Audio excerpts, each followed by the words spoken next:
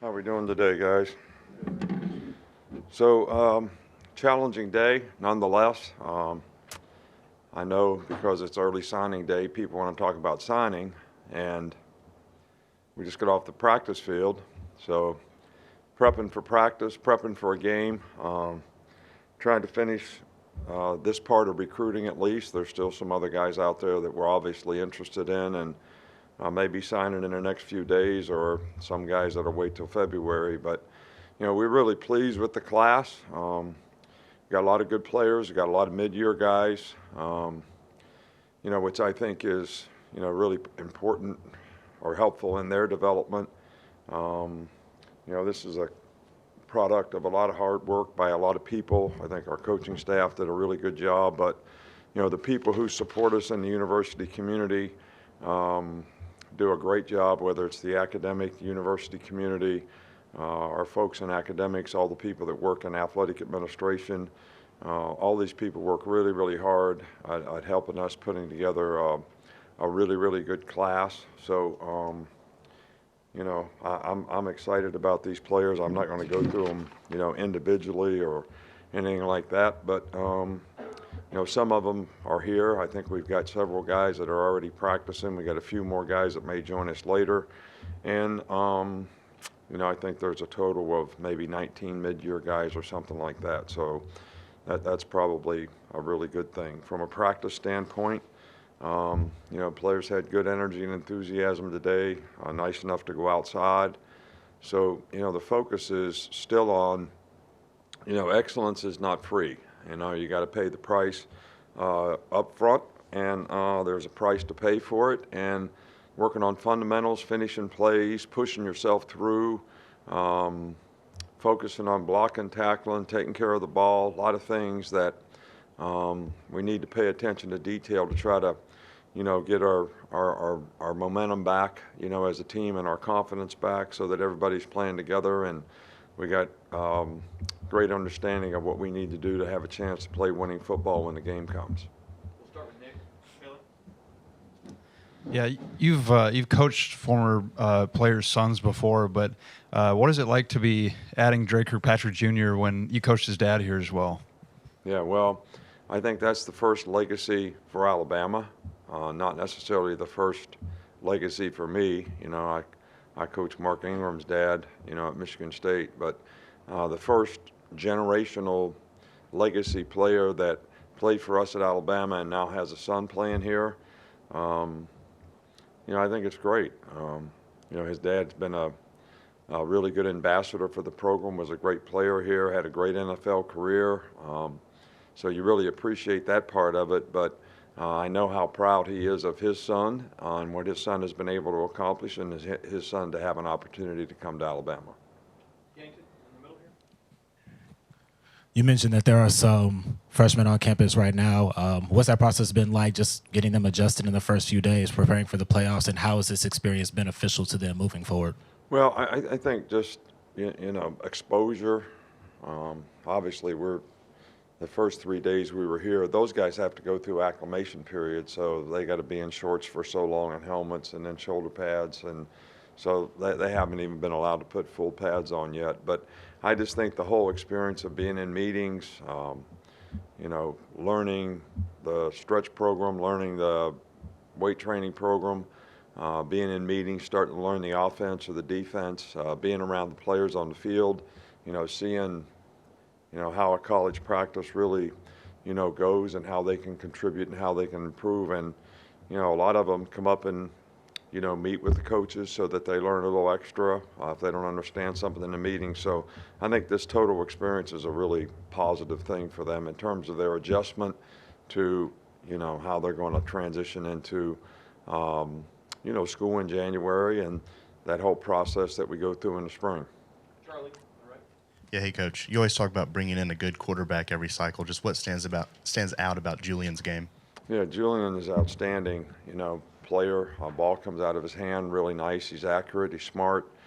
He's had a great, high school career and been one of the best players, most productive players in the country on a very consistent basis. And we like him a lot. And I think as all players, I tell all players, you really got to focus on your development.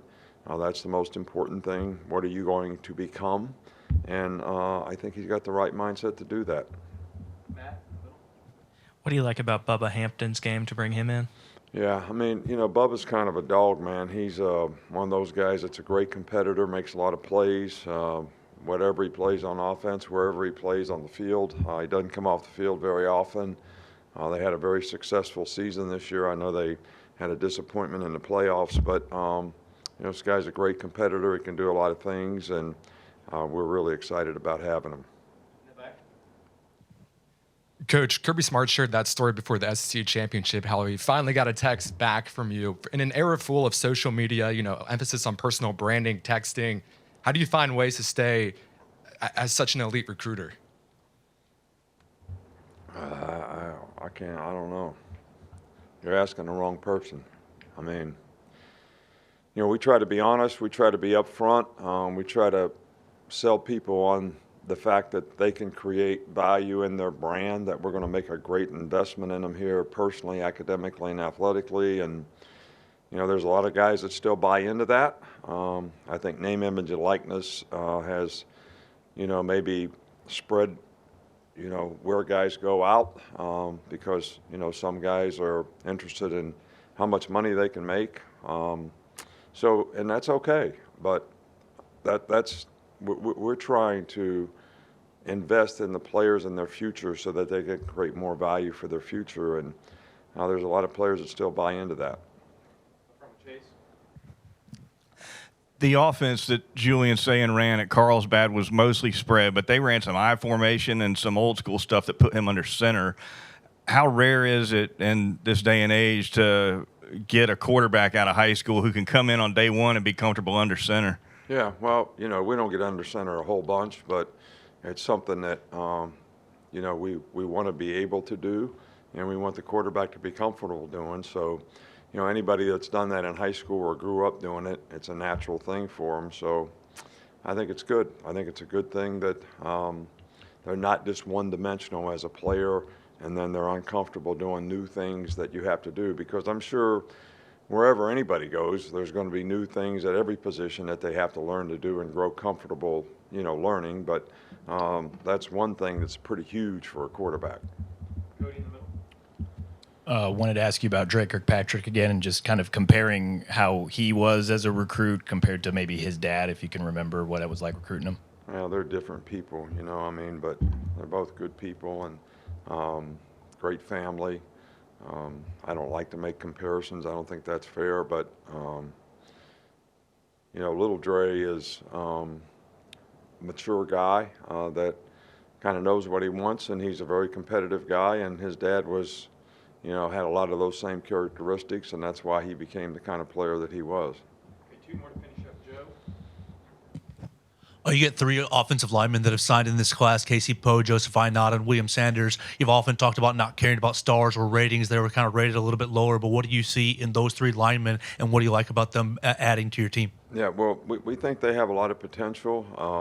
They're guys that obviously that's a developmental position, so those guys are, guys that we think have a lot of ability. We know a lot about them. We had them in camp.